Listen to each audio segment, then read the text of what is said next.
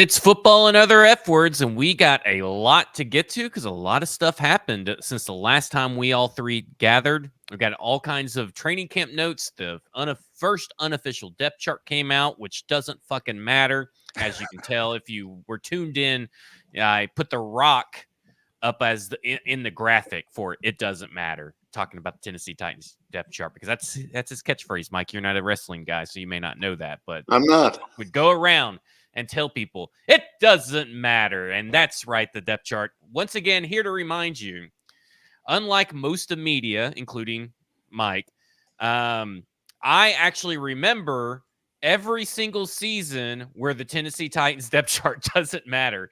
And once again, it comes out, the black and white names are in certain orders, and people get into a frenzy or have some major takeaway. And in the end, it doesn't really matter. But we'll talk about it. We got Quandre Diggs, Sadiq Charles, D-Hop has been injured. We got the preseason game, and we got a cornerback preview to get to, which we saved the cornerback preview for last just because I knew that was the least amount of analysis necessary at this stage because that was the settled position group for a while now, and everybody's kind of analyzed this as like, we're going to have the preseason game. We're probably going to have some other stuff. So I figured, why not? Just go ahead and get that all situated. Bluegrass Beverages is our sponsor. They're the reason that we are here together, bringing you the best Tennessee Titans analysis, one of the best podcasts for Tavondre Sweat propaganda that is being fulfilled. The Sweat prophecy is being fulfilled. And as is the Wiley prophecy. Yeah. What will keep you from sweating in the summer, though, is some cold beverages from Bluegrass Beverages. So head over to Hendersonville. Been around for over 50 years. That means you know they're damn good at their job, just like us, just like Brian Callahan, just like Josh Wiley. Damn good at their job. So head over to Bluegrass Beverages in Hendersonville, Tennessee. Join the best of Bluegrass mailing list so you can get exclusive insider info on tons of new liquor coming down the pipe, maybe new items in the beer and all that kind of stuff, and even events that are coming around the horizon. So make sure Bluegrass Beverages in Hendersonville, Tennessee. Boys, let's just start off the top. Mike has an article over at podkarski.com talking about Quandre Diggs. We have talked about Quandre Diggs before. Other than that, hey, Quandre Diggs is a Titan. He had a good little press conference. He likes the cut of Denard Wilson's jib. Stoney, I'll start with you since Mike wrote a whole ass article on it. It's probably got Quandre fatigue. What are your thoughts on the Quandre Diggs signing? Well, first of all, I have not had a chance to read Mike's article, but I can't wait to prop my feet up after work today with a nice glass of Chardonnay, maybe a pretzel or two, and just enjoy, just really dig into that, savor the moment, because I am stoked that Quandre Diggs is a Tennessee Titan. I did a film study on Jamal Adams a few weeks ago for Stacking the Inbox. And my big takeaway from that piece was, hey, can the Titans just go ahead and sign Quandre Diggs too while they're at it? And now here we are a few weeks later. He's a Tennessee Titan. I think he still has plenty of juice left in the tank. I don't know. I mean, it seems like the issue with the safety market was just the asking price for a lot of these guys. And I know Justin Simmons is still out there, if I'm not mistaken, unless he's been scooped up. I've been kind of out of pocket this morning, but I think in New Orleans today, working out or trying out, one of the two, but yeah, looking like that might happen. So I felt like Diggs, he's not going the Colts because Destin Adams of A to Z Sports said he was going. He pretty much put out a big statement acting like he was going to the Colts. Yeah, and they were big players, and we know how that turns out if you remember the whole Jerry Sneed situation. So I feel like this does add some more juice to the safety room. I'm not going to go as far as Mike to say that he's the best safety on the roster now, but I do like Diggs quite a bit. I think it gives them four guys really that they can rotate in pretty much every situation. And I feel like he plays with the mindset that Denard Wilson seems to like. And I think he still has a little bit more range than maybe the Jamal Adams. I think there were a lot of people that were low on that signing because of the range of Adams. But I think Diggs makes up for that. The thing that I'm curious about is I'm really high on Elijah Molden, and I'm really curious, given the urgency with which the Titans have attacked the safety position in like the last month, like how do they view Elijah Molden and what does this say about him? But Otherwise, man, this is the secondary that just keeps getting better and better. Well, Mike, obviously Quandre Diggs' job to lose, I guess to say. I mean, obviously he is now the penciled-in starter. We all assume that he will be the guy that on the next depth chart that doesn't matter will be the guy next to Amani Hooker's name. But I mean, it is possible Elijah Molden can still make some moves on this roster. Are we trending toward just a 4 safety set? We're just gonna play 4 safeties at this point, and 3 cornerbacks. So that gives us 7, and then 1 linebacker and Kenneth Murray, and then the rest is the defensive line. I mean, kind of seems like you could easily do that and still field a pretty good defense. As crazy as that sounds. Yeah, I mean, I think what we're headed towards is we're going to see a lot of 3 safety looks with this defense. He's not going to be like every down or anything like that, but I think the Ravens ran the 3rd most 3 safety sets in the NFL last year. Obviously, Denard Wilson was there in charge of the defensive backs, all that. Part of that is just because Kyle Hamilton is a freak, and they figured out that they want him closer to the line of scrimmage in the slot to where he can make more plays both in the run game and the pass game. But so the Titans don't have Kyle Hamilton, obviously. None of these guys are Kyle Hamilton. But I think the usage, most of the NFL is headed more towards using more 3 safety stuff as teams continue to try to confront how you deal with teams that are, spreading you out, using 3 wide receivers, really kind of trying to get your non-athletes in space if you put them on the field. Jack Gibbons. But I think we're going to see more 3 safety stuff. I don't think it's going to be base defense or anything, but I mean, it's probably going to be maybe close to 30%, a third of snaps, roughly. I could see having 3 safeties on the field. It'll be interesting to see how they deploy those guys, who's going to be down in the slot. I think Hooker has done that to a good degree. He's really been all over the place since joining the Titans. They've used him in the box. They've used him over the top. They've used him in the slot. He obviously played the slot or the star position at Iowa, which is kind of what made him an NFL prospect. But the funny thing is the other guys on this roster have too. Obviously, we know Molden's background comes from that star position too at Washington. And then he played slot here initially before moving to safety. Quandre Diggs is in the same boat. He started his career. He was an outside corner for Texas when he played in college, moved inside for the Lions where he, cross paths with Brian Callahan. And then eventually got moved into safety where he really became a star and found his home. So you're giving away your whole article here verbally. I mean, no, it's got a lot more. It's got a lot more good information. Are you just reading the article that you wrote? Yeah, I've got a lot more good information on the snaps, how these guys are deployed, things like that in there that you'll want to go check out. But I think my point is, I think you're going to see more 3 safety looks. I think it's going to be very interesting to see who gets the slot role out of that group, because I think, Jamal Adams also could be in the mix there too for 12 personnel. I have a question about this 3 safety thing because, I mean, obviously, like you said, Baltimore played a lot of 3 safety, but they also had a corner issue as well. Yeah. The Tennessee Titans do not have a corner issue. So, and I over at secondinbox.com, I have the dime packages where it's 6 defensive backs. So when you're talking about 3 safeties for Baltimore, they only had 6 defensive backs at 1%, which was 29th in the NFL for dime packages. So in this scenario, are you saying that maybe we'll see more dime, or are you saying that, okay, we're probably going to see nickel? And if you see nickel, who's coming out? Roger McCreary or Cheeto? I would say Cheeto is my guess. And I think I've mentioned this before. I think McCreary is the second best corner on the roster pretty comfortably ahead of Cheeto. Even on the outside? Yes. Yeah. He's not that bad on the outside. I mean, I think he's better on the inside, but it's not a huge difference when he plays outside. He's still a sticky cover guy. And I think he was better last year than – I think he's one of the guys that kind of has flown under the radar here because all of the new additions in this I would say position no group? because that's like the 15th time I've heard Well, the media say he's flown but under that's the the radar. only He can't time fly under the radar anymore.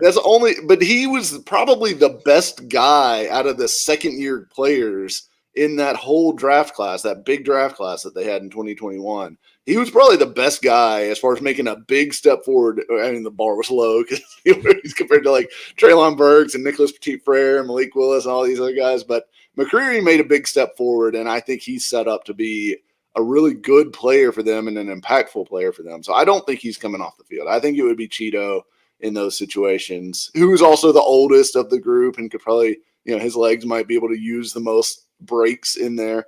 But it's going to be really interesting to see how they use these guys. They've got a good problem with some depth and some different looks that they can throw out there, because I think all these guys are a little bit different in how they play and stylistically and all that. But I'm surprised, Zach, that do you have Quandre Diggs ahead or behind Matthew Jackson right now in your safety? Barely ahead right now. Yeah. I have Quandre Diggs behind Elisha Molden, but I will unwaver in that opinion. That is a crazy opinion. It will be proven wrong. It's a crazy opinion. That opinion. I'm not going to just change my opinion at this point in time. Stoney, I want to ask you this question because we're talking about Quandre Diggs. We'll talk about other defenders that maybe have been lost, like All-Pro Garrett Wallow, and his Pro Bowl replacement, JoJo Doman, also went down with injury today.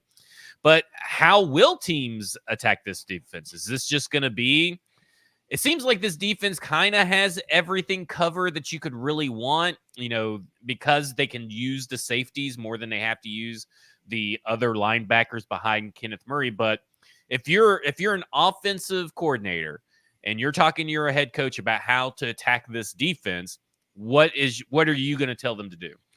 Man, the way it's constructed, and this now, comes from Ed Henry, by the way, on YouTube. I should throw shout out Ed. Appreciate you, Ed. Yeah, I don't have a hat on today because I got my hair back, so it's in a bun on the back. No hat Wednesday. If I'm looking at the bones of this defense, I think it is built from a personnel standpoint, and from what we've kind of gathered from studying Denard Wilson, his previous stops along the way, I think there's going to be a focus on interior pressure with Jeffrey Simmons and Tavondre Sweat. I think they've gotten a myriad of bodies at the second level that they're just going to blitz with and make quarterbacks think, okay, who's coming from where on this play? And I think they're going to rely on their outside corners to cap the deep stuff.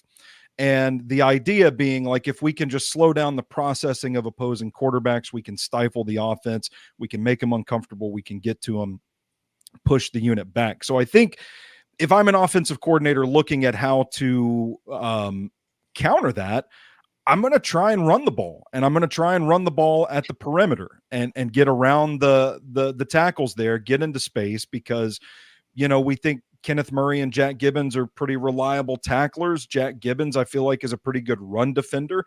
But at the same time, if you can shake those guys, you're going to be running against these three safeties. And as aggressive as they are, it should theoretically be a strength matchup for the offense. But I don't know. I don't know if you guys would add anything to it, but that to me looks like the clear weakness right now because of the defense's lack of depth at edge. I think if I'm wanting to kind of get into a rhythm as an offensive coordinator, I'm going to try and bounce some runs outside on this defensive front. Mike, what are your thoughts? Because, obviously Arden Key will be gone, so the backup edge group, we don't really know what they are run defense-wise, except for maybe Rashad Weaver. But we also don't know how this defense prefers to set the edges and how it has coached these guys to do that. So what are your thoughts? Is it running the football? Is this like the antithesis, bizarro Tennessee Titans, Mike Vrabel era, where you don't run the football against the Tennessee Titans, Mike Vrabel, but this is where you do that. You do it here against Denard Wilson.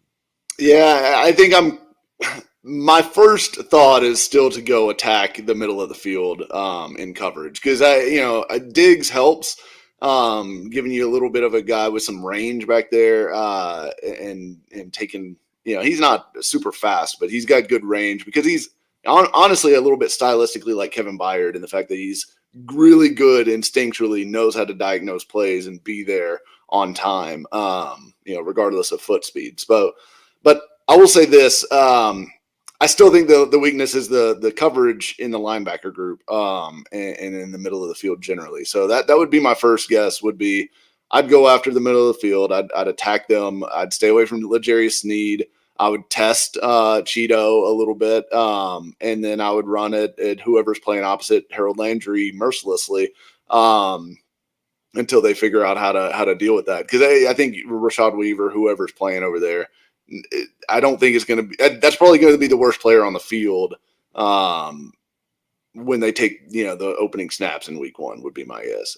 But I will say this: run the football against this team. If T'Vondre Sweat is what he appears to be, that's why you got to go outside. It's going to, but I mean, even if you go outside, when you have that kind of disruption happening in the middle of the defense, your linebackers are flowing downhill. I mean, like Kenneth Murray, even if it takes him, an extra second to diagnose the play, he's going to have clear runways all day, baby. No guards up climbing up on Kenneth Murray's front porch. So I think it's going to be really hard to run the football against this team if those 2 defensive tackles are what they appear to be. We haven't seen them play, and we don't know if this is something like last year where the defense is showing up and the offense just isn't good enough, or if this is maybe just strength on strength or whatever as far as these training camp battles go. But even with the Quandre Diggs signing, it just seems, because I think it took a little bit longer for us to adjust our mindset with how to view the personnel and the deployment of this defense. Like, I think it was really easy for us to see how, okay, no Mike Vrabel, here's Brian Callahan, here's the offense, here's what's going to happen on the offense. And we all have been enamored with all this new shiny toys, the new way of doing things at the Tennessee Titans. And I kind of talked about this last week because Easton kind of asked us a question in the group chat, and I go, I just don't think that people realize yet, or maybe they're just now starting to realize these last 2 weeks, that this team is going to be blitzing way more. And so maybe the deficiencies that we viewed at the start of the offseason aren't really the level of deficiency that they are in actuality. And with the signing of Quandre Diggs, here's another chess piece that provides, again, you to move around and add other chess pieces. Like Quandre Diggs allows Elijah Molden to be what we all kind of view him as, which is a dime, kind of guy, linebacker up close, running with some tight ends here and there. This allows Jamal Adams to be maybe the blitzer that he's supposed to be as well. Like, it just allows everybody else to do things. And like, I joke about that. Maybe we just have one inside linebacker out there in Kenneth Murray, but I don't think that's really out of the realm of possibility with this defense, with the way they've glowingly talked about Kenneth Murray, with the way that Kenneth Murray has become a leader, has been vocal, is getting people in and out of their lineups. And if you were talking about putting right now the best 11 players on defense, Jack Gibbons is now probably 13th or 14th. So, and he's your linebacker too. And I think that's a good thing. Like, I don't think I'm not as worried as the linebackers as the year goes on, as the offseason goes on. I'm not as worried about the linebackers right now, but doesn't mean that they're not going to be an issue. It's just like, because if Kenneth Murray goes down, then you're kind of fucked. But like, it's just, I think that if you're talking about starting 11 or starting 12, if you include like a Roger McCreary or Cheeto, on the outside of that, your top 12 players on this defense are actually sounding like they're pretty damn good. And I think this defense is going to be just really good. And I'm not saying I'm betting on it or anything, or I'm not saying they're going to be elite, but I think we're going to see a stark difference with how this defense is deployed. And I think that it's just going to be one of those things where it may take a week or two for fans to understand that this defense is just going to be totally different than, and I think that's safe to say, right, Mike? Yeah, I think it is going to be very different schematically. And I do think it's going to be blitz heavy. That's where they're going to try to get their pressure, is going to be supplementing the guys that they have in that room with, pulling guys off the second level to get in there. And I do think it'll be interesting, because I do think there's Jamal Adams, and I was critical, obviously, of the signing when it happened, because I thought that was going to be their safety answer, right? Now that I know he is really like the part B to Diggs's part A of the safety answer. I feel a lot better about it, to the point where, like, I mean, and look, he's already hurt and not practicing. Just So, sore. well, I mean, He's we're old, already man. They're load managing him. Don't okay. overreact. All right. Well, I mean, for a guy that's missed like 70% of his games over the last 3 years, you'd prefer to see him practice more. It's different than Snead, right? Because Snead is always plays. If he But had an yeah, actual injury and not sore, I'd be a little bit different. yeah. All right. Well, we'll see. We'll see on Jamal Adams, the injury stuff. I still worry about that, but I like the fit a lot better now, because I do think there's some credence to the idea that, like, you could go big dime on third downs and have Jamal Adams in there as your second linebacker next to Kenneth Murray, which I really think is where we're probably going. And you've got a lot of speed on the field. You've got two guys that, you know, if you're playing against a mobile QB who can hurt you on third downs with his legs, you got two guys who can hawk a mobile quarterback down in Murray and Adams.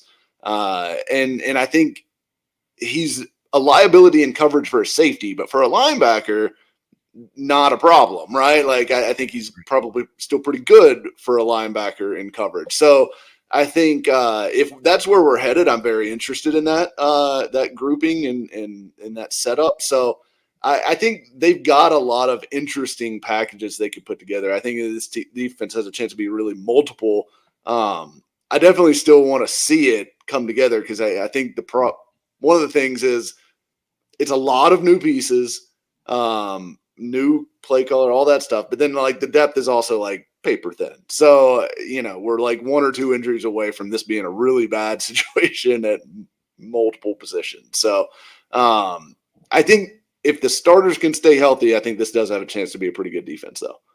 Stoney, let's talk about the fat people on the other side of the ball in the offense. Sadiq Charles, for personal reasons, has retired and left the team. And Brian Callahan said that they were splitting reps with the ones, but he only started getting him and Dylan Radins, but Dylan Radins only started getting real reps with the ones that were considered like anything after he was missing practice. Sadiq Charles was missing practice. So I thought that was a little of a weird fibberoo, if you will, to pump up Radins, I guess. I don't know. Radins is very sensitive.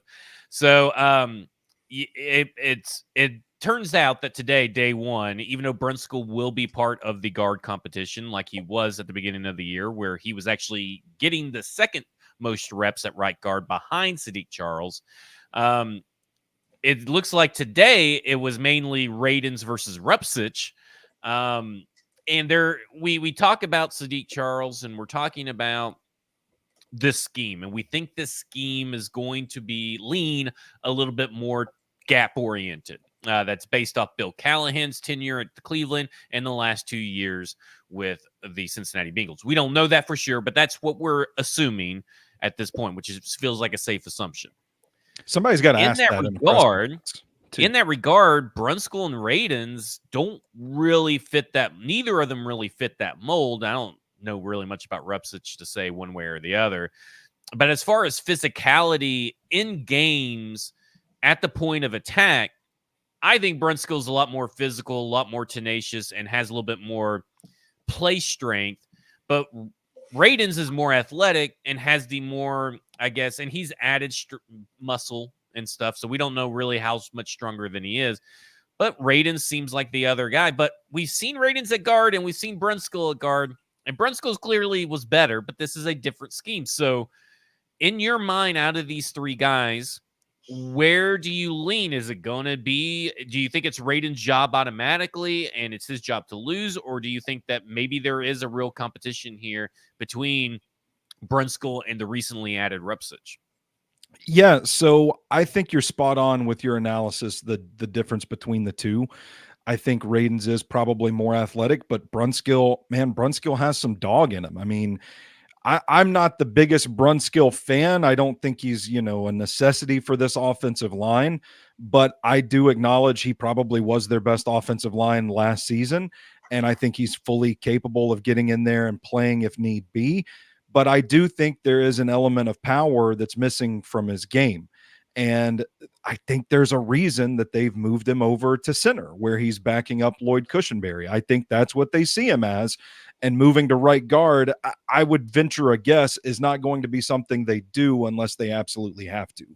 The love for Charles, at least for my end, was from watching the Washington tape a season ago and thinking, oh, wait a second.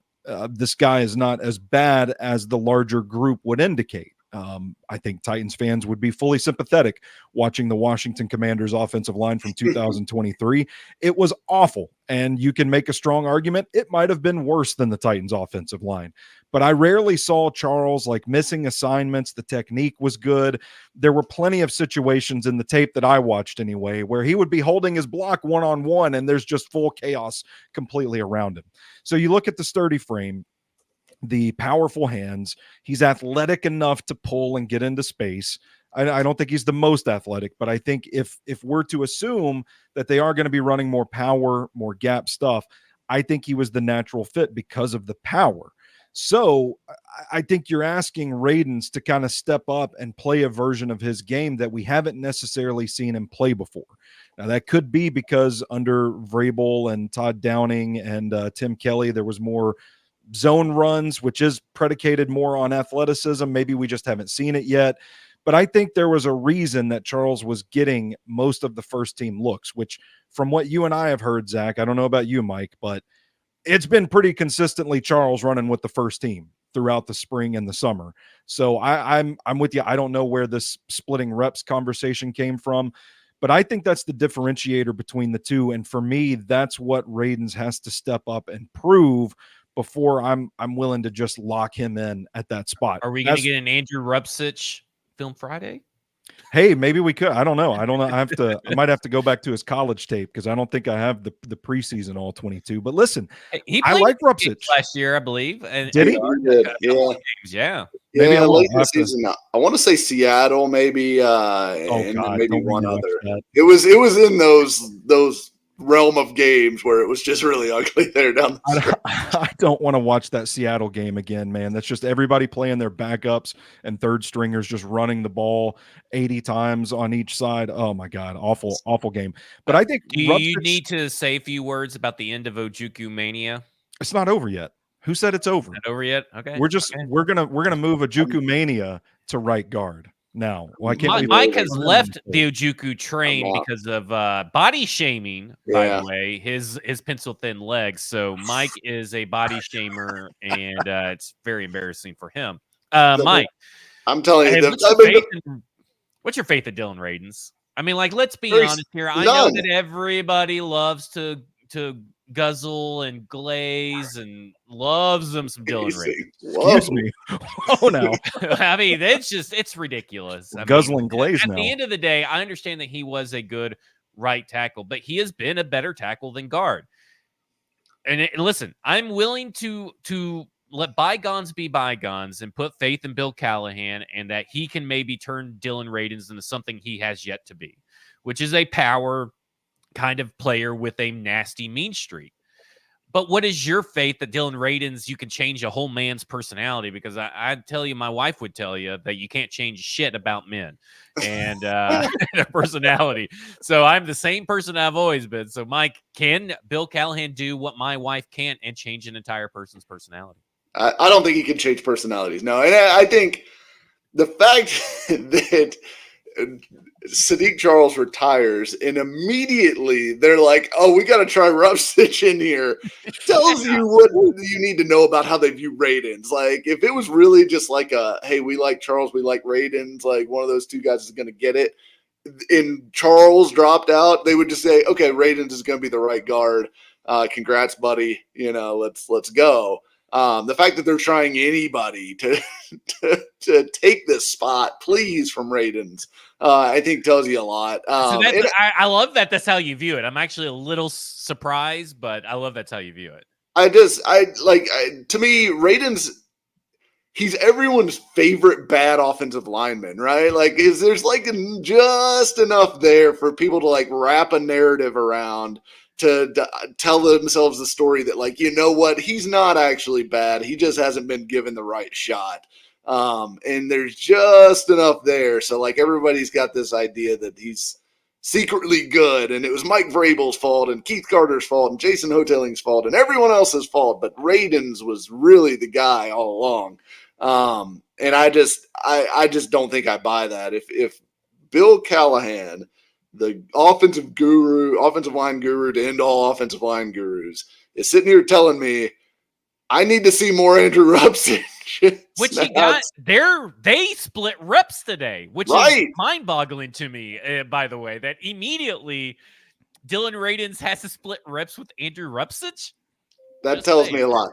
And look, I've said my piece on the Brunskill thing. It is a stylistic problem with this offense. They need guys who can create vertical displacement in the run game. He cannot. That is not in his bag. But isn't that the same whatsoever. Thing you can say about Dylan Radens? Like, that's one of Radens has more pop than Brunskill does. Brunskill is purely a get in the way blocker, which is okay, and he's good at that, and he's made a fine career out of that. I mean, he's been around for 8 years or whatever. That's way longer than most guys last, especially guys that basically came from nothing like he did. So, congrats to him on that. But I just don't think he fits what they want. And if he did, again, he'd be in there getting reps too. I think the way that they hand out these reps is telling about how they view these guys. And, and a lot of people keep asking, like, is there a free agent on the street that could come in here? No.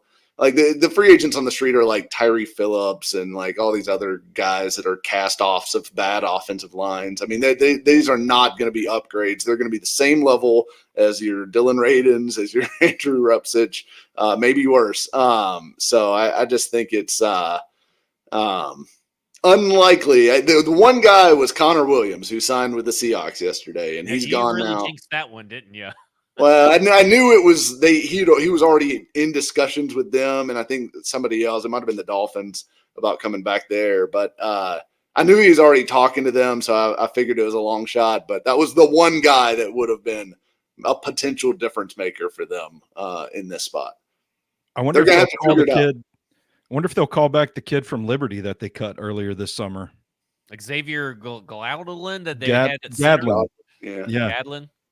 Well, just to give everybody some stats on future right guard All-Pro Andrew Rupsich. Here we go. Comes to you from Culver Stockton University, I guess. I don't know. Maybe it's community college. I'm not entirely sure. Last year, he played 130 pass blocking snaps. He allowed 1 sack, 1 hit, and 3 hurries for 5 total pressures. So not a total disaster. And if you who's on Culver Stockton's schedule, though? Oh, I don't know. No, this is last year with the Tennessee. Oh, it was last year. Okay. I'm just saying that he's from Culver Stockton. I thought you were saying like Colorado School for the Mines or something like that. This is from last year with the Tennessee Titans. So not terrible. He did it for those of you that love your PFF grades. Remember, 60 is average, so anything above 60 is above average. His last 3 games versus Seattle, Houston, and Jacksonville, he posted a 77.4, 66.5, and 80.2. So in pass blocking grades. So his run blocking is where the issue lies, but you can always teach run blocking. You can't teach pass blocking. That's right. Everybody says get you a pass blocker and worry about run blocking later. So, I'm with you, Mike. The fact that they ended up putting Rupsich like right there at like 50-50 split. I'm with you. I think it says a lot more about Radens than what people want to believe. And John Gall is right. We need to remember this, that Dylan Radens did block the 49ers line 1 versus 5. He took on 5 rushers at once and held them all off and allowed, negative sacks. They actually took sacks away from the San Francisco 49ers in other games because of Dylan Radens. So everybody needs to remember that. Thank you, John Gall, for reminding us that. DeAndre Hopkins got injured. Everybody kind of makes it sound like it's not that big of a deal on the Titans side of things as far as like his recovery time and stuff. I've seen a few players say it's not going to be that big of a deal. So, I mean, as long as he's there week 1, you're fine. Week 2, you're fine, right? Like, I mean, if it gets to week 3, week 4, then you're kind of like, what the fuck was happening here? But I think at the end of the day, for a guy that takes care of his body, I'd be very surprised if he's not there by week 1. Obviously, this allows Treylon Burks to maybe get some more reps in, to be used a little bit more, to get comfortable a little bit more. Same with NWI, obviously.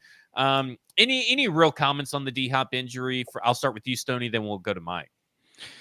No, I'm not going to be worried about it until everybody else seems worried about it. Then I'll read the room and adjust accordingly. But for now, I think it could potentially be a good thing for camp. I mean, you'd rather it be Hopkins than Ridley or somebody else, because Hopkins does already have the experience with Levis. They do have a built-in chemistry. And I think it could be good for guys like the inevitable NWI getting some reps in there in that role, maybe Treylon Burks season expanded role. I'm just not ready to jump off the bridge yet. Okay. Mike?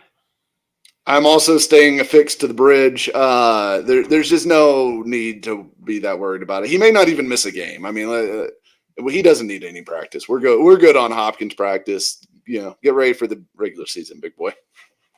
All right. The Tennessee Titans unofficial depth chart came out, and I don't see any really big surprises or anything if you've been paying close attention to camp. Obviously Chig and Josh Wiley are sharing the spot because you never know what they're going to call on the first play. So obviously, your starter kind of, changes up from there. Tony Pollard, Tajay Spears, your 1 and your 2. At running back, again, sharing the same one spot because you never know what kind of play call they're going to call at the beginning of the play, so you never know who's really going to start. So nothing really big. I found nothing of real note in this, just because the punt returner situation remains unsettled. So, of course, Mason Kinsey at some point was going to be punt returner 1 going into a preseason game. Other than that, I mean, just kind of the same stuff. Because I expect that Treylon Burks at some point will be listed as a kickoff returner at some point during the preseason as well. I find it really hard to have any sweeping takeaways from this depth chart, because as we all know, this thing is going to change fairly quickly. This came out the same day Garrett Wallow went down with injury, and he was still listed as, linebacker 2, and he's already, been ruled out. JoJo Doman, who is behind him, JoJo Doman was behind Otis Reese and Luke Gifford and Cedric Gray and James Williams. And he was, I think linebacker 2 with the 1s today in place of Garrett Wallow. So he just jumped all of a sudden up the depth chart. So I just have a hard time having a real takeaway from it. And then that's just going to be my take every year, because I just feel like it's fun. It's fun to look at a depth chart and just kind of peek around and look at some things. But I just, no big surprises. I mean, Mike, defend your depth chart. I mean, you say it's meaningless, but it's not totally meaningless. They're putting them in some order. I mean, it's not like they randomly put that thing together. I think it's not if you listen to a lot of head coaches. A lot of head coaches say they put it just a random order. I think that's just so that they don't want us reading into every little thing, which I get. It is true. It is fluid. It is camp. All these guys can move up and down. It's competition. That's what it's for, right? None of this. Nobody should look at this and say, all right, well, that's the starting lineup for week 1. Let's go, right? It's the starting lineup if a game was to be played today, though, which I do think is notable. It kind of gives you a snapshot in time where these guys are stacking up. And I think it's interesting that they did. Let me ask you a question, because as you're talking about that, yeah, let's say that they started a game today and the final 53 was cut. Do you really think that all these rookies are not going to make the team? I think there's a chance some of them don't make the team. I didn't think so. But look, I mean, pretty much all of them but 3 wouldn't make the team. But this doesn't mean that they're necessarily going to cut guys in this order either, right? Some guys you are stashing on the roster because you see long-term upside. But for right now, if you were to play a game today, again, you aren't playing them because they're not ready, right? I think Cedric Gray. I think guys, I mean, you don't see Jarvis Brownlee buried on the depth chart, right? He's ahead of veteran guys. So I think it does say something about where they view Cedric Gray right now. For example, like he's behind veteran Vance guys that Campbell. he's ahead of Caleb Farley, Anthony Kendall, and Tay Gowan. Really hard group. To Okay, really but Chance Campbell. I mean, are we saying Chance Campbell some behemoth? I'm not.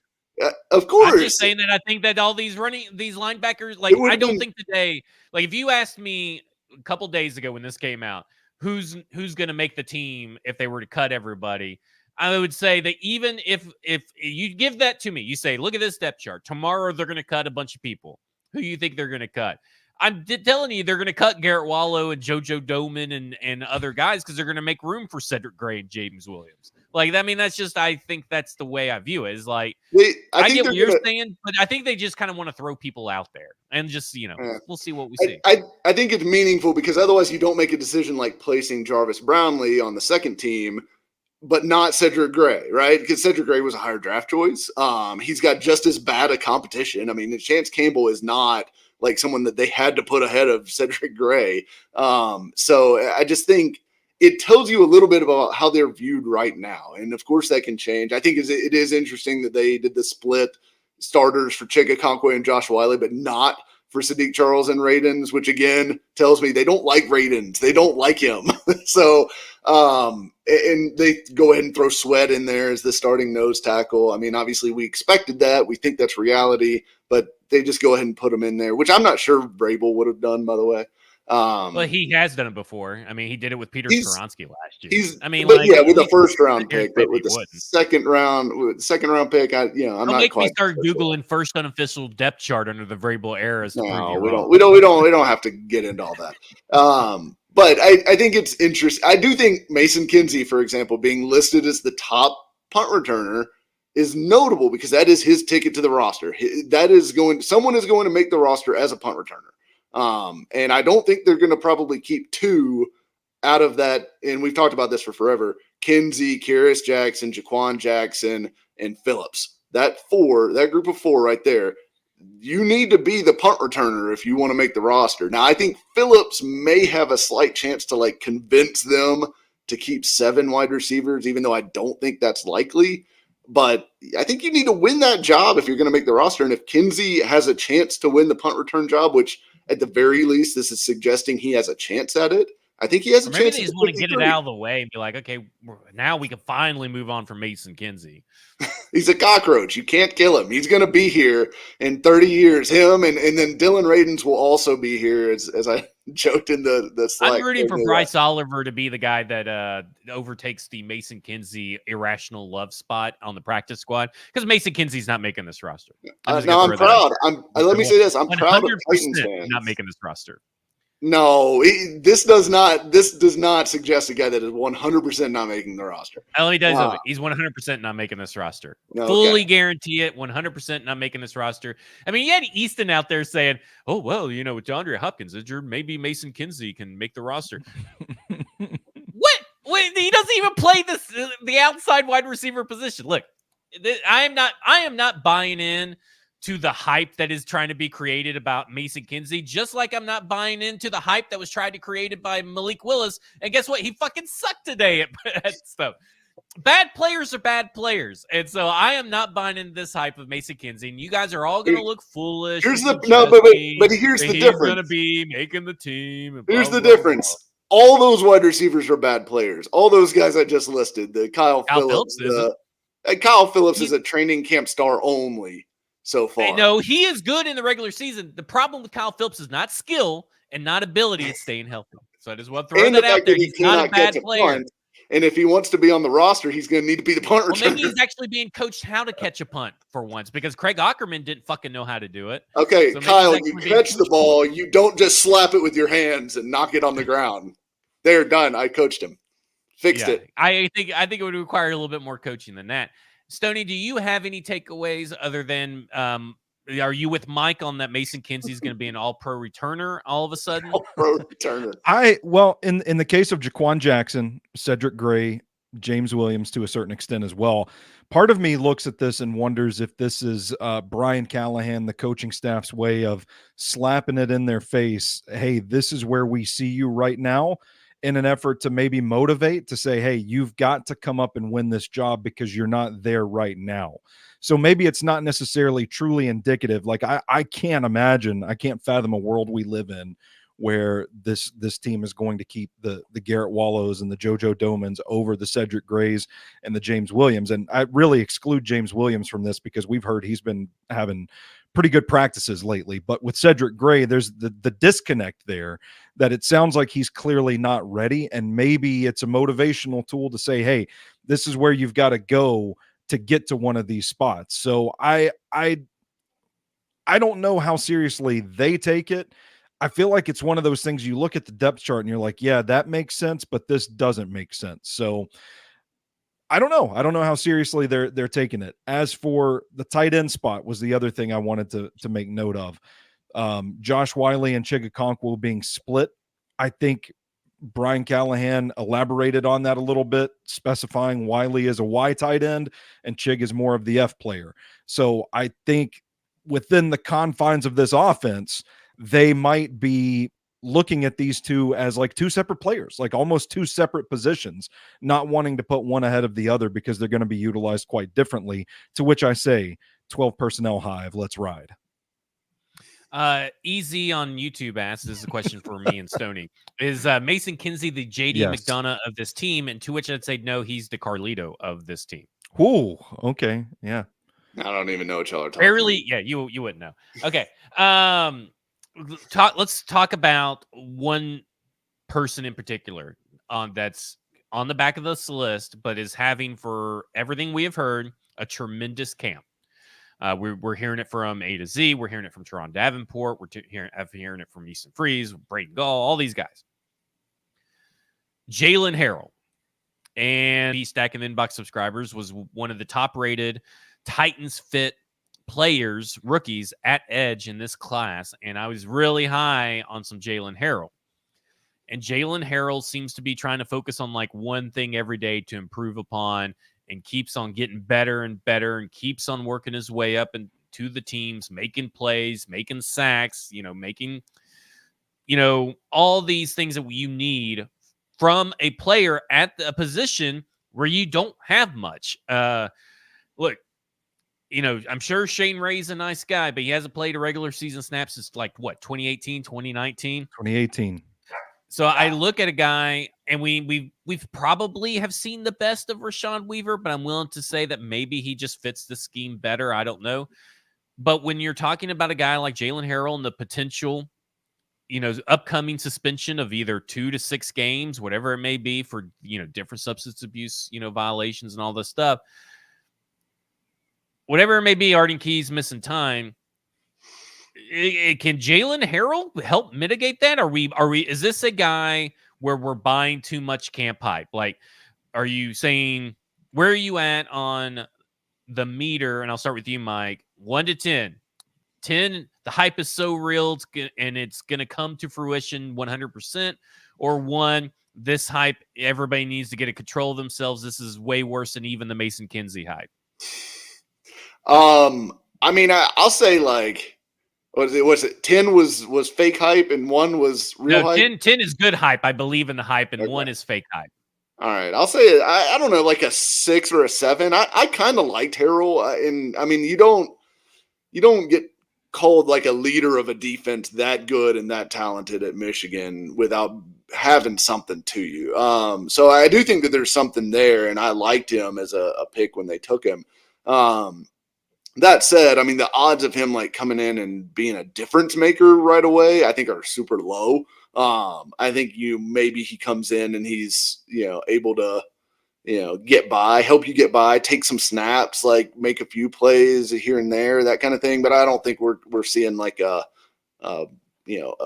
phenomenon or anything like that rookie season. Cause I do think we're still talking about a guy that's going against, Nicholas Petit Freres and John Ojukwu and like all these guys, these not good tackles. And it's a lot easier to look good when you're going against worse competition. So it'll be interesting to see how he looks when they take on Seattle. Not that Seattle's loaded at the edge either, but it'll be interesting to see how he looks in preseason for sure.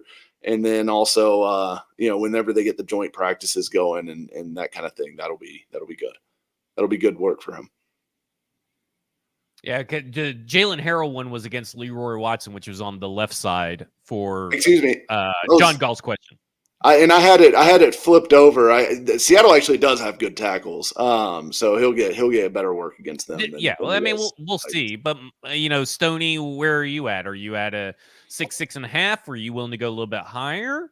Or are you going to go a little bit lower? I'm at a 5. I'm like right in the middle. I want to see it happen. I was not as high on Harrell as you guys were, and it was strictly a tape matter. I didn't love the tape. I didn't particularly understand his usage at Michigan as well. I mean, they had 4 guys that they rotated pretty regularly. But seeing the measurables come out throughout the draft process, seeing Zach's Titans fit rating come out, thinking this could be a guy that could contribute to now going through the summer. And this wasn't like a 1 or 2 practice thing, right? We've been hearing about Jalen Harrell pretty much from the start of this offseason. So I think by virtue of being the last man standing, there's the potential for him to be forced to contribute. I think the preseason is going to be of paramount importance for a guy like Harrell to get reps and simulated game action like that. I think he's going to be a name to watch, and I think he could develop into a pretty nice player for this team, but I'm not ready to make that leap just yet. It's very hard to put your faith in a 7th round pick when you kind of look at it and you're like, why did everybody skip him that many times? Now, listen, there have been players that have came out to rush the passer in the 7th round, undrafted free agents, but it's just so rare. And it's just so rare that happens to the Tennessee Titans. Yeah. That's hard to just put your faith into it. But I really like Jalen Harrell. I really thought he was going to go a little bit higher than what he did, especially because of the leadership talk in the experience in a pro style offense that is similar to Mike McDonald's defense. They kind of carried over a lot of the same stuff from when Mike McDonald was the defensive coordinator in Michigan. So I really loved everything about Jalen Harrell, especially because he was athletic on top of that, good size, and everything. So I was just really surprised that he was still there in the 7th round. It's kind of like, how I feel kind of like maybe the NFL. I think maybe what you were seeing is a 5th round talent or 4th round talent. If you want to get gutsy, I don't know if I put him in the 4th round, but I think a 5th round talent that was drafted in the 7th round, and 5th round talents do turn into something. So I think if he had been a guy that didn't have the leadership qualities and those intangibles and stuff like that, if he didn't have that kind of stuff, I'd be like, okay, I'm not buying into this hype. But I think I'm with you, Mike. I'm probably 6.5. I'll bump it up to 7 just because I want to be, I want him to succeed. So I'm just gonna, give him a little extra boost of confidence because I know he's listening to the show. So, that's kind of where I'm at. I just wanted to kind of talk about him because we haven't really talked about him even when we were discussing the edge group. So I just kind of want to talk about him. Let's preview the cornerbacks. And I really just have one question for you both. And it's a 2-parter. How do you rank this secondary, these cornerbacks, not including the safeties, these cornerbacks compared to Tennessee Titans of past and compared to NFL of current? I would say that this is I have a hard time thinking of a better 1 through 3 punch as long as Cheeto is the starter. And even if you want to get to 4 with Jarvis Brown-Lee, I think that you would almost say that is the best secondary right there. Now that's putting a lot on, JBL there. And for the Tennessee Titans, I would say it's easily the best 1, 2, and 3. So Mike, I'll start with you. Where are you at? I would say this is probably the best. It's the best at and least it's all going on back. paper, by the way. Yeah, I would say it's the best cornerback room going back to probably the early 2000s. Would be my statement there because I think even the Malcolm Butler, Logan Ryan, Adoree Jackson group. I mean, there wasn't really an A player in that group like there is with L'Jarius Sneed. I think Sneed is. Butler would be the closest, but Sneed is better than Butler was without question. And I think Cheeto is probably a pretty good approximation of Adoree from a skill set or not from a, like, they're stylistically extremely different. But from a talent standpoint, I think they're similar. But then I think McCreary's also much better than Logan Ryan was, even though I was a Logan Ryan fan, am a Logan Ryan fan. I just think Roger McCreary's a better player, better cover man than Logan ever was. So I think it's better than that group. As far as where they rank in the NFL, I would say they're like probably somewhere in the top 5-ish for me. I think, the Jets, obviously, I would say are number 1, Browns maybe number 2. And then, if we want to talk about Dolphins, Cowboys, I guess that would be kind of my next group, but I don't know that I'd put either of those over Tennessee. So yeah, I'd say 3 or 4 probably would be my ranking for them. Yeah. What about you, Stoney? Yeah, I'm having trouble thinking of a Titans secondary that is as deep as this one. And again, like you said, on paper anyway. I mean, I don't know. Cortland Finnegan, Jason McCourty were a pretty good duo together. I don't recall who the third guy in that situation was. That was the unit that immediately came to mind for me after my man catch no ball. And I feel like this group is a little more dynamic, a little more multiple and versatile than that group was. So I think it probably is the deepest group that I can think of off the top of my head. And I'm right in line with Mike. I think this is a top 5 secondary on paper. And when you go 3 deep, I don't know that there are too many teams in the NFL that can go 3 deep matchup for matchup with this unit. So I like the Jets a lot. I'm glad, Mike, you said the Browns, because I think people sleep on how good that secondary is. I would add never mind, I'm not going to say it out loud. No, you got to now. No, you have to now. Listen, I think there's something cooking in the secondary in New England, and I'll leave it at that. Now, Christian Gonzalez, I think, is a guy for sure. I don't want somebody to pull my pants down because I said the Patriots were going to be good from that one little clip, but I think that's my sleeper pick. If you're looking for a secondary, a cornerback group that could emerge in 2024, I think it could be the Patriots. That's not bad. I mean, they always tend to have a good cornerback defense, even during some of their lowest times. It's just about health with them. And let me real quick before we move on. The corners from that early 2000s defense, I do think they're better because you got Samari Rolle and Denard Walker, who were like both really, really good corners. And then you also had Dane and Sidney with that group. And then even if you, I wasn't the biggest Perry Phoenix fan, but you had Perry Phoenix in that mix too. I think early in that 99-2000 kind of era. But Denard Walker and Samari Rolle, of course, that was before they played a ton of nickel and all that stuff too. Yeah. But Denard Walker and Samari Rolle is still the best duo for me in Titans history.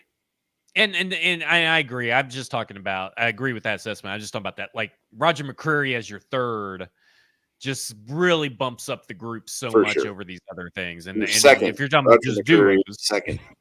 Well, whatever. Or Cheeto, I guess, if you're third. Yeah. So the preseason game is this week. Yeah, we'll see the starters some, not a lot, but there are some position battles, that are interesting to watch. It is interesting to watch at this point what the punt returners do, what the kickoff returns look like. I mean, we talked about those battles anyway. I mean, the punt return battle list just a week ago when I read it off was like 9 players like we're trying out for punt returner. And I'm sure kick returner has probably some of those 9 players overlap with a few different names and all that kind of stuff. How do they deploy it? What do they think works? What doesn't work with the new kickoff rules? Something that I'm watching for with great interest. But other than that, I'm just kind of looking at what the rookies do and what the rotation of the rookies looks like. And that includes undrafted free agents because I am interested to see what Bryce Oliver does. I think he's put together a nice little camp and he's got good size to him. but I need to see what else there is to him against another corner group that's not just 1v1s. I need to see what he does in a game. And he's this is a also good way not to do making it. the roster. Yeah, I mean, he may not be. I mean, you never Practice know. squad. Yeah. Yeah. Yeah. Well, I mean, if he can't make the roster, Mason Kinsey's definitely not making the roster. So, but you know, I do look at what the offensive line does, but also it's really probably more about the offensive line depth at this point, and what does Radens do versus what Repsich does. You know, it's not really about. I'm not looking to see Tavondre Sweatin, who's probably only going to play like 10 snaps. He'll probably be treated like a vet. JC Latham will probably be treated like a vet, but I could see Radens and Repsich and maybe even Brunskill just continually being rotated either by series or whatever at that right guard spot. So that is something of interest to me to watch. Besides that, you can even pile on to that stuff if you want to. But Stoney, what are some interesting things that you are looking for at this stage of preseason, this first game? I mean, for me, the big two are guys that we've talked about on this show because I think they could be a factor in positional races, and that's Andrew Repsich at right guard, and it's Jalen Harrell at edge. I think both of those guys could find themselves suddenly in the heat of a position battle that might mean something. Outside of that, there's, you know, guys that I haven't heard a whole lot about throughout the summer that I kind of want to see where they're at and why things have been so quiet. Isaiah Eaton comes to mind, defensive lineman. Really like the traits there, really like the build, think he could potentially play a contributing role. Gabe Jeudy-Lally, it sounds like, has kind of gone cold from the media trail. Haven't heard a whole lot about him. Want to see how he does. And then the safety that I don't feel like anybody has talked about, Keaton Ellis out of Penn State. I figure those guys are probably going to get some significant playing time on Saturday, and I want to see if there's anything to latch on to, anything that might warrant an expanded look there. But it's the guys like that on the back end of the roster that are going to be fighting for one of those spots here in a couple of weeks that I think are going to be playing the hardest and that we can probably get the most juice out of when we're evaluating this game. Mike, what about you? Yeah, I'm interested. I mean, the 49ers have already said they're not going to play their starters. So it's going to be, you know, backups for them against the Titan starters who, you know, apparently are going to play. So I am excited to see whatever little we see of JC Latham, of Tavondre Sweat.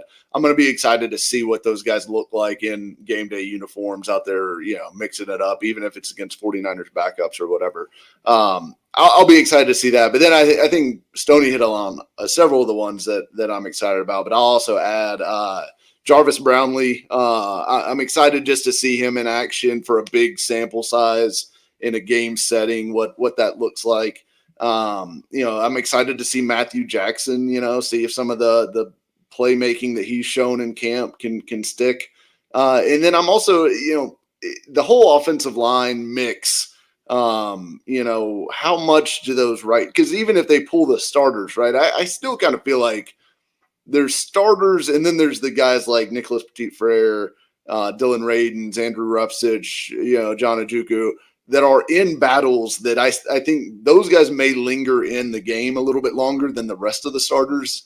And I'm interested to see how all those guys fare. And then I kind of want to see like Jaquan Jackson. Like, are we seeing anything from him? I'm very concerned about his. I've seen him get manhandled. Yeah, I'm concerned about his spot on the roster. I think I'm leaning towards him not making it at this point. Well, if you are a conspiracy theorist for depth charts, Kyle Phillips is way ahead of most of the other. He's the backup Tyler Boyd right now. So right, but then the question becomes: do you keep the punt returner or do you keep the other guy? Or do you keep the guy good at wide receiver that matters more? Or do you get? Right. Can you not just get a guy out there to fair catch it?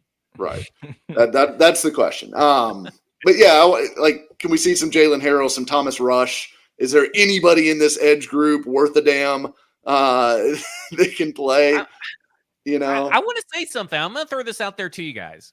Okay, so I'm looking at the 49ers depth chart. We know we're not going to see Brandon Ayuk, Deebo Samuel, Juwan Jennings. We're not going to see Trent Williams, Aaron Banks, Jake Brindle, John Feliciano, Colton McKivitz, George Kittle, Brock Purdy, Christian McCaffrey, and Kyle Juszczyk. Okay, that's a great. This second string offense is nothing to put your nose up to. And we're talking Ronnie Bell, Ricky Pearsall, if he's able to be cleared to play, because I know he's had some injury issues. Jacob Cowing. You still have Chris Conley and Danny Gray behind them and Trent Taylor behind them. Jalen Moore, Spencer Buford, Ben Parch, Dominic Puny, and Chris Hubbard are a acceptable, pretty good preseason offensive line group to test your edge groups, your defensive line, your corners. And then you have Logan Thomas as tight end 2 over there. Joshua Dobbs is their quarterback. And Elijah Mitchell's their backup running back. I'm just saying the defense that we're going to see, I think, a good test for what the defense has done in practice, because obviously, your Jeffrey Simmons isn't going to play, your Tavondre Sweat's not going to play, but like these guys that we talked about, like Jalen Harrell, guys that need to step up like Cedric Gray, guys like Jarvis Brownlee Jr., like the rookies, and some of these guys that are kind of lingering around like Trey Avery and Matthew Jackson. This is actually a pretty good offense. I mean, a pretty good preseason offense for your second string defense to see who is kind of almost legit. It's a good barometer test. Like, I didn't even think it was going to be this good of a list when I read it out. But if you're talking about seeing, like, it's so hard sometimes when we watch defense versus offense or offense versus defense, is like, well, Malik Willis was able to do this, or Mekhi Sargent was able to do this, and then you're kind of looking at who was on the field when he did it. It's just like, yeah, I can't really read too much into it. But for this defense, I don't think the backup defense for this team is not that great. But the backup offense is pretty good, and I kind of think that we're going to see a lot of truth or lie come out of this Tennessee Titans defense, of these backups to back end of this roster, and maybe get a little bit of clarity on what's for real and what's not for real. Stoney, what are your thoughts? Yeah, I like it a lot. And specifically this offensive line matchup, Spencer Burford started some game for San Francisco over the last couple of years. Saw him at the Senior Bowl a couple of years ago. He's a stout player. And I think my favorite pick in the entire 24 draft might have been Dominic Puny, landing in San Francisco. I think he's going to get some reps. I'd love to see him crack the starting 5 by the season's opener. So they're not going to be going up against scrubs. And even if Ricky Pearsall doesn't play, I think Ronnie Bell's got some juice, and Danny Gray, injuries have kind of kept him from, I feel like, really hitting his stride, what he could be. But there's still some pieces there that I think are going to test what this defense can do from an edge rush perspective, from a space perspective. I think they're going to have to defend pretty fiercely against this offense. I think it's going to be a good barometer of where this team is at right here in early August as we kick the preseason off. Like, Mike, we should be able to kind of have a good understanding of where this Tennessee Titans defense lies after Arden Key.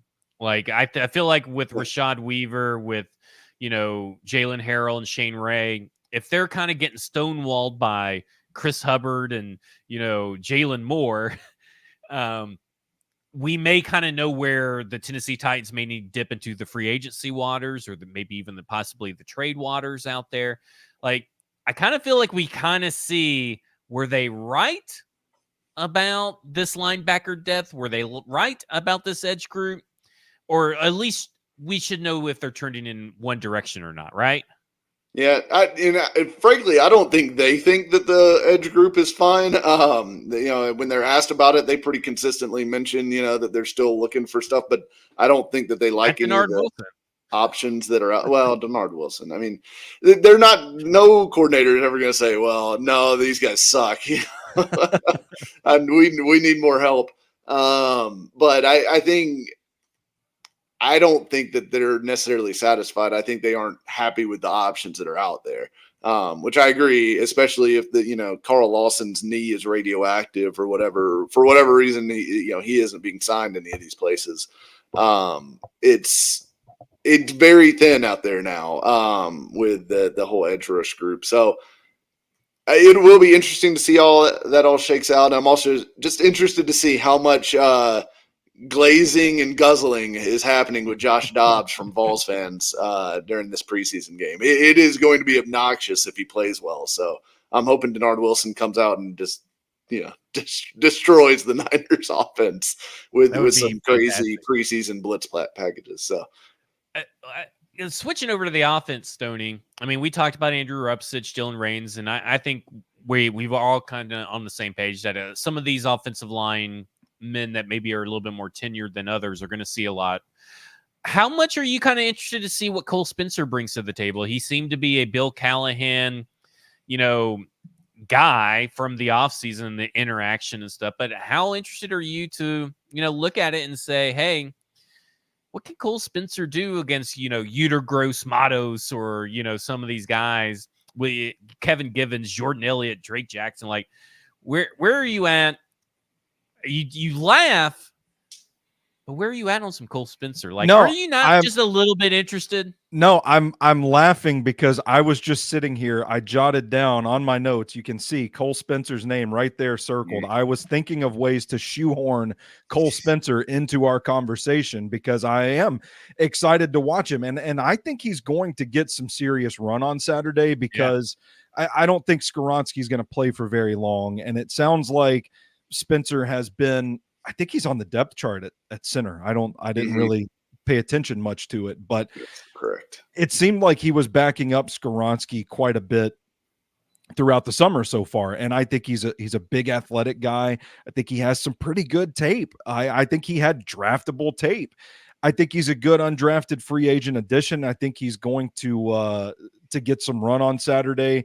I don't know what they're going to do with him, if it's going to be at left guard or if he's going to play center in the game. I'll be excited to see how he's used, but I think he's a really intriguing developmental prospect. I don't think he's going to come in right away and be the answer at any of your offensive line positions, but I think this is a really talented player that has the potential to grow into something contributing role for this offensive line. And I'll be watching. And listen, I liked Uter Gross Matos.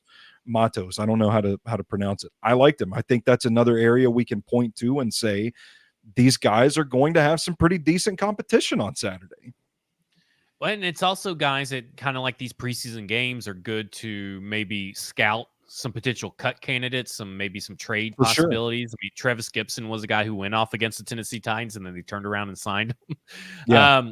But I want to ask you a question, Mike. In the last few years, the Tennessee Titans backup battle for quarterback has been terrible and has hampered the viewing experience and enjoyment of the Tennessee Titans in the preseason.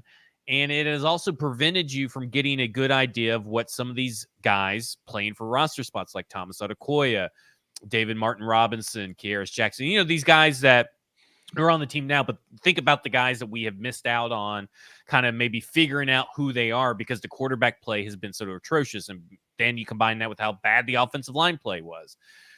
You look at this and you got Mason Rudolph, probably going to play with a pretty good, maybe second string offensive line, but you got Mason Rudolph in there.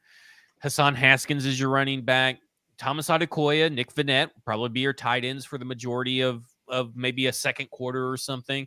But when you're looking at this team, don't you think we'll get a better gauge, or do you think we'll get a better gauge of maybe some of these other players like, the Kyle Phillips? Of course, I don't know how they even get Kyle Phillips, Shaquan Jackson, Mason Kinsey time. I mean, are they going to do 3 wide receiver slot sets?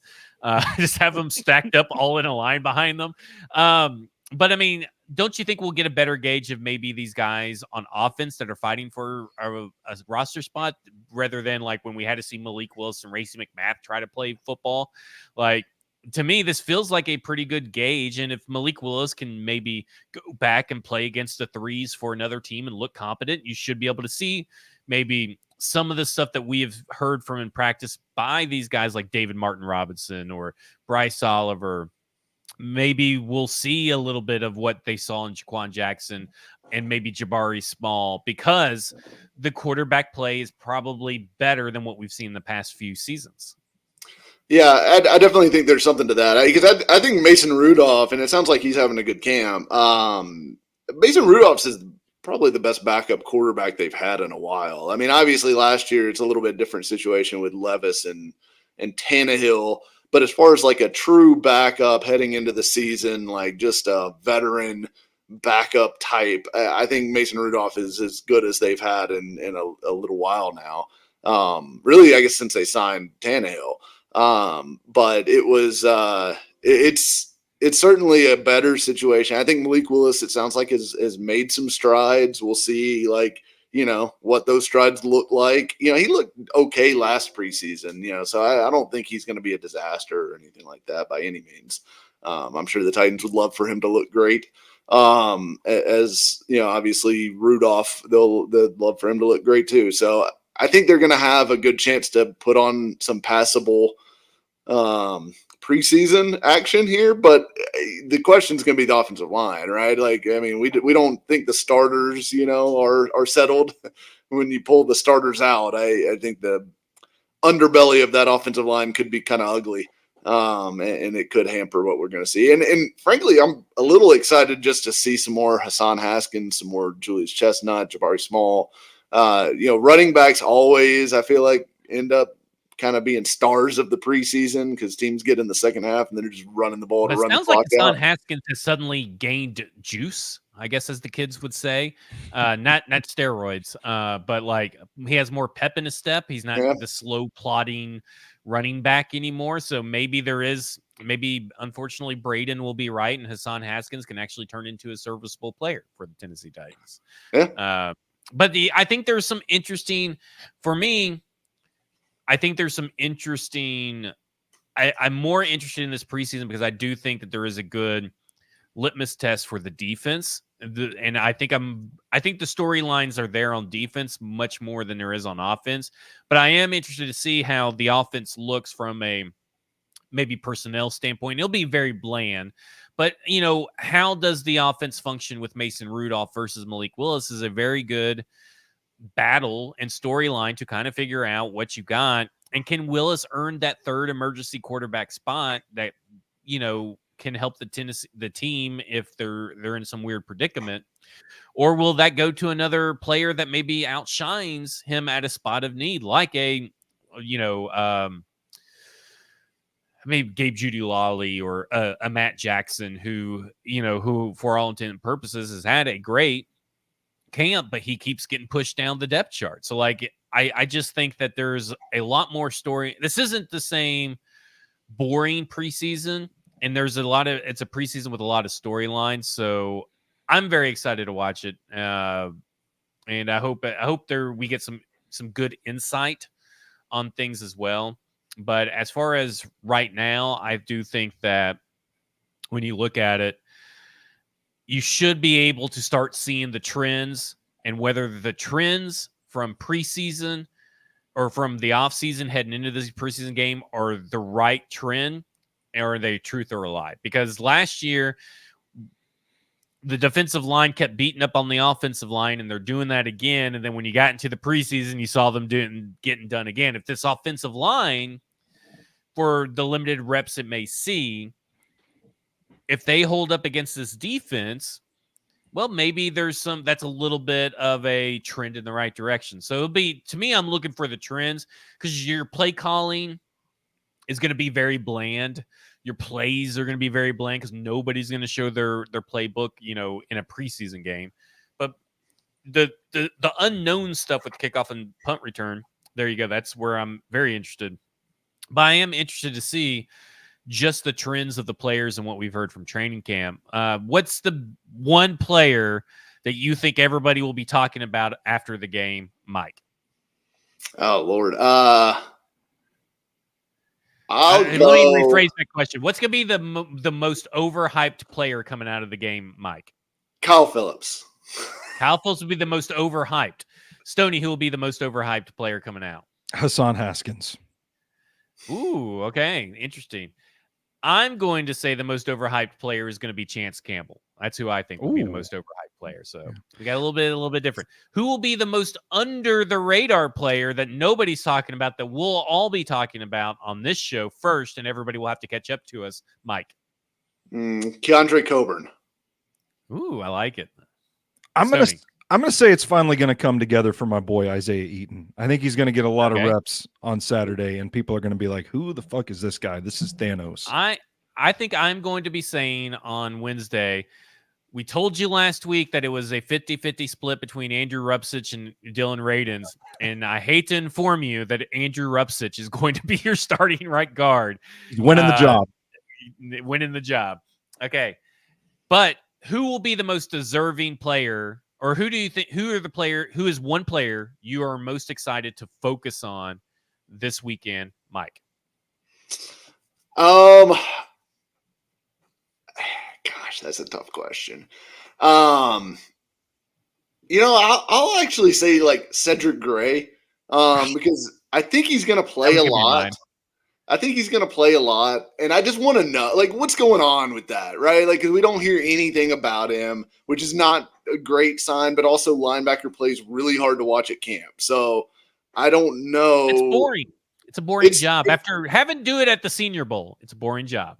It's boring, and it's hard to see, like, especially the way the Titans setup is, like, where you're on the field and you're trying to see the linebackers, and as soon as the ball snapped, it's just chaos and bodies in there, and you can't see anything. It's not like watching it on TV where you've got a good angle down on what's actually happening. It's impossible. So is Cedric Gray bad?